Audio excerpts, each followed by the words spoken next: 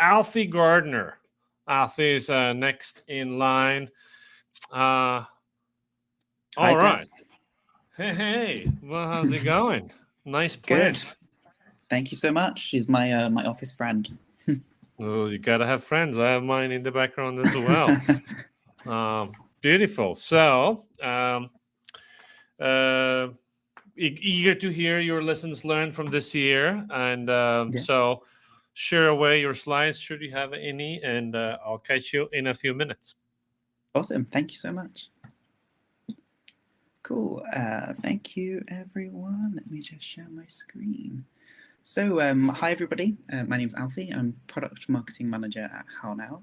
I've been product marketing manager here at HowNow since February this year, so I'm quite new to the role. I used to be customer success manager here for a short while beforehand as well. For those of you who don't know, HowNow is a learning experience platform designed for mid-market companies to engage employees with personalized and recommended and collaborative learning. So sharing my learnings was not really a topic that I was ever going to say no to. As I said, I've only been a product marketer for about 10 months, so I've still got a while to go before I'm considered, completely tenured. So all three of the lessons that I've learned in 2022 are going to be focused on the things that I've picked up as brand new, maybe some things that have changed my mindset, and some of the things that I've taken with me from my previous role in customer success and been able to apply to product marketing as well. So let's have a look at our first lesson. So my first lesson is that finding your tribe of product marketers, especially early on in your career, is really important, and it really does actually matter. When I started in product marketing, my goal was to understand as much as I possibly could and start putting practical actions in place to make it happen.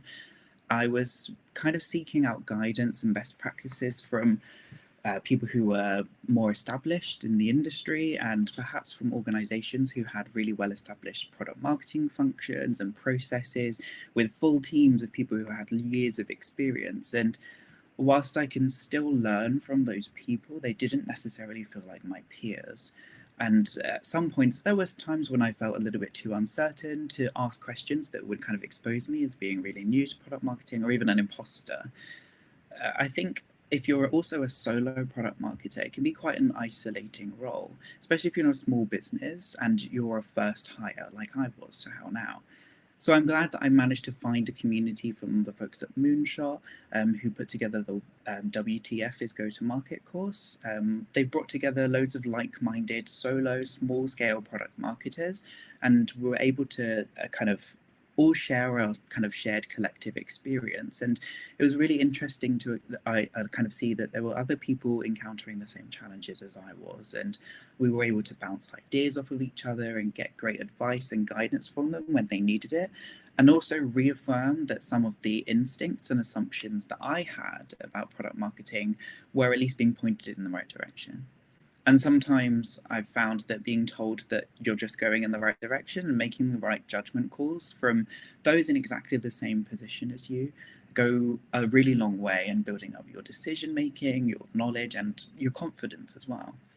So, for example, when putting together plans for product launches for our minor improvements, for example, here at HowNow, or smaller scale deployments, I got really stuck. I wasn't sure how to tackle it in the same way as I was with large scale product launches or major updates, for example. But I didn't really have anything in place and I was kind of feeling a bit lost. So these community members really helped me get unstuck with some suggestions and best practices and experiences from the things that they've done. Not all of them work, not all of them are kind of applicable to everybody, but being able to feel comfortable enough to share those best practices with each other goes miles. I can't really understate the value of being able to find a tribe of like-minded product marketers, especially those in a similar environment, because we share each other's successes, but it also means we're able to help shape one another as well. My second lesson is that a product launch is probably never over. Before I started as a PMM, I was very much a person who kind of viewed product launches as a project. It was something that had an end date and a finish line, and I've done everything that I needed to do, and so have the other teams, and this is the end of it. But throwing myself into a massive product launch really tested my way of thinking like that. When we launched How Now Plus, which was a brand new product offering, it's a single content subscription curated from leading content providers and built into How Now's learning experience platform. Learning to change my mindset from just kind of doing the damn thing to one that required constant improvement meant acknowledging that some of these things that were included as part of the product launch would never really be done.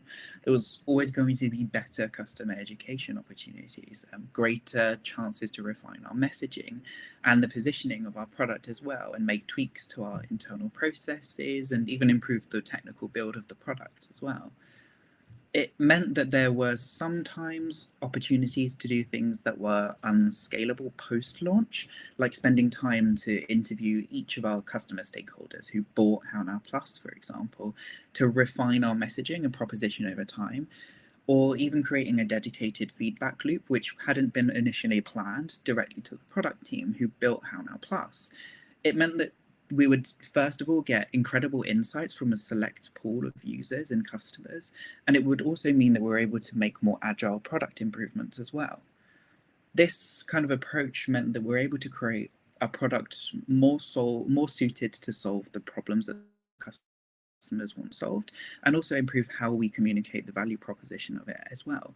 It also brings in stakeholders from other elements, other parts of the business as well. So we were able to get more feedback directly from the customer success teams and sales teams into developing that product overall as well. My last lesson is to manage the hell out of your relationships. And moving from customer success into product marketing meant a personal mindset shift about my own productivity and skills, but still meant refining something that as a CSM I was quite good at, and that's managing your relationships with your customers. Except the only difference now is that your paying customers are still paying customers, but you'll also have to manage internal customers as well. One part of being a product marketer, which I quite like, and I think lots of other people like, is interjecting yourself sometimes into conversations, products, or tasks where you maybe weren't necessarily invited. So the ability to do that in a way that doesn't make you look like a control freak or an unwelcome addition is really essential. So when you make your product managers fall in love with you and dedicate time to rewatching demos and recordings of sales calls, or join customer calls and talk to the customers yourselves, in return, what you can do is there share your feedback on how that has been and what you thought about it. It also opens the feedback loop directly back to you as well. You're building a lot more trust with the people that you work with to make the things that you do more efficient. Your colleagues are also going to appreciate the candor, and you'll forge a much more meaningful relationship as well. I'm really lucky at How Now to have an incredible bunch of people to work with, and when I moved into my role as a product marketer, I met with all the teams and we chatted around what my role was going to look like and how we'd work together within my organization. So everyone was on the same page and any friction or uncertainty was gone. I onboarded myself with the same kind of tact as I would with a new customer, for example, to set a tone for how we're going to work together and keep the door open for feedback in both directions. So looking at the 3 lessons that we've learned from this year, the key product focus for me, product marketing focus for me, is going to be understanding and communicating our customers' changing needs. We know that the world now isn't the same place as it was at the start of this year, and a new year also introduces new challenges. Whether this can display sometimes as anxiety for our customers for the first few months, or even daunting for the rest of the year, or they have a rejuvenated kind of sense of purpose and they're even more passionate about what they were doing and want to add extra oomph. That's great, but we need to know about it. So every organization's customer wants to better understand the value of their investment, and a product like How Now is no exception. And my role is really to deep dive into what their expectations and goals are for next year as well. So at How Now, for example, our customers are predominantly in learning and development or HR teams. And sometimes these are the first kind of teams who have their spending reviewed or their budget cuts happen. And it's really important that what we're doing is closely listening to the pulse of what our customers are saying and what their thoughts and their fears and their kind of initial kind of planning thoughts and fears are, I guess, for the new year, and as an ongoing task throughout 2023 as well. This way, it means that we can align a lot more of our commercial and technical teams on those customer needs and really nail it by placing emphasis on the things that matter now and over the course of the year with real clarity in how we message and position our product. And also the technical portion and delivery of how we actually build it as well.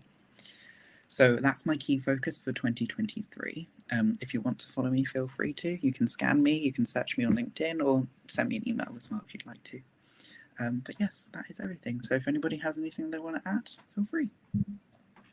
Boom. Thank you. Thanks, I have some things I want to ask. Mhm. You mentioned building your networks, other product marketers, all that stuff. So, Yeah. which particular communities are you hanging out in?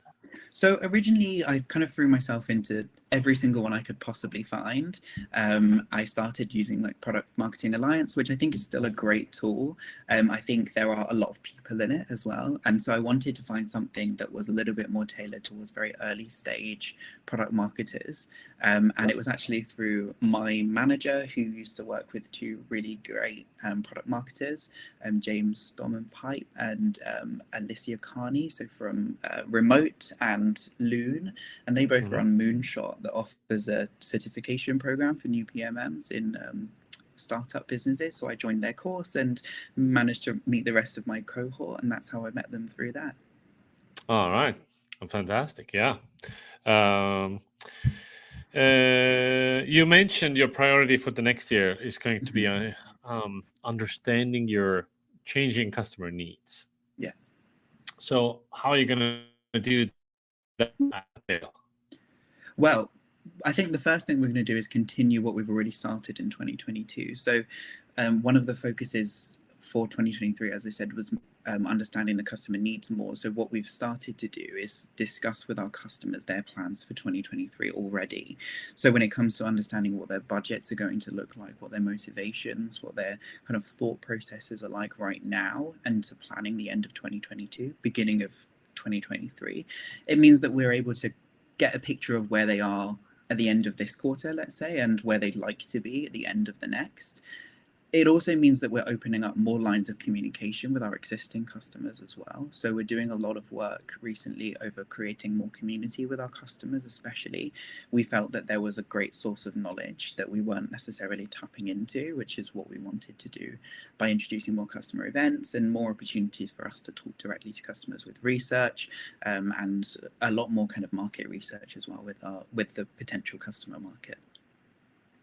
And so when you say community, do you mean like a Slack group, or like what is the manifestation of that community?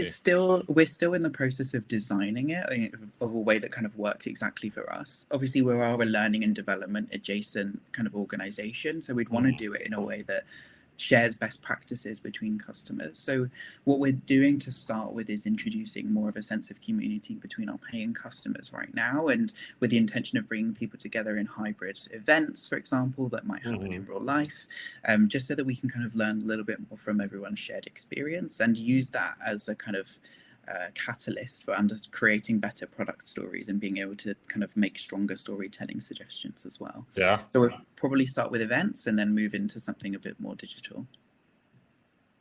Last question from me.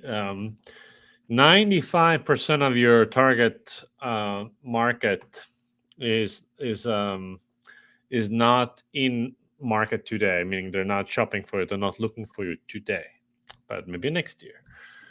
So how are you keeping up with the changing needs of those people? Not existing customers, but future customers. Well, I think part of the research that we do at How Now is very much focused not just on the existing customers that we have, and also reaching out to other people in similar positions, job roles, and kind of teams not in our customer base. And often we are kind of quite nosy, and I will reach out to people out like externally who aren't necessarily in our network of customers, but I'd like to figure out things that are kind of driving them and motivating them as well. And this kind of gets fed into what our overall voice of the customer looks like as well. So it's just us at the moment. Okay, gotcha. Awesome. Well, Alfie, pleasure having you. Thank you so for sharing your thoughts. Everybody give Alfie a follow on LinkedIn. I'll see you somewhere. Thank you so soon, I'm much. sure. Cheers.